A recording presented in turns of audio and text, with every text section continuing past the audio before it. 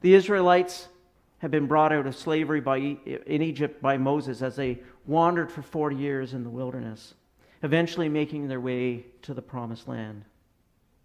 And the mantle of leadership after the death of Moses had passed to Joshua.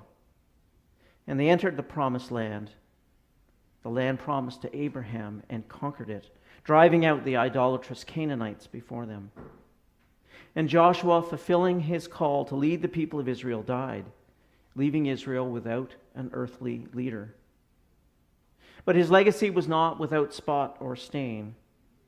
And this is where things can get a little bit more difficult for us with our modern sensibilities to understand, especially when words like genocide or ethnic cleansing are thrown around in describing the practices of ancient Israel with respect to the Canaanites. You see, God commanded the Israelites to drive the Canaanites from the land, not just because he favored Israel, not just because he was faithful to his word to Abraham, and certainly not because of a perverse, sadistic glee in condoning religious ethnic cleansing. It was because of the wickedness of the Canaanites. This list is not PG that I'm about to say, but they practiced idolatry. They worshiped gods Baal, Asherah, and Moloch. They were fertility cults.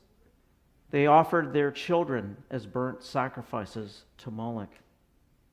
Their religion included ritual prostitution, incest, adultery, and bestiality.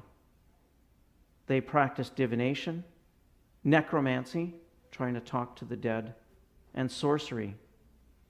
They were prideful, they were cruel, they were aggressive, and they waged war against all the weaker peoples around them.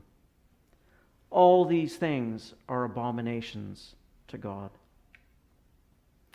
Listen to what the words of Leviticus 18 verses 24 to 25 say. Do not make yourselves unclean by any of these things, for by all these the nations I am driving out before you have become unclean, and the land became unclean, so that I punished its iniquity, and the land vomited out its inhabitants.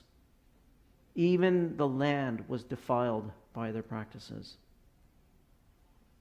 We, I think, should take note of the actions which provoked God's righteous judgment, especially in our present-day society.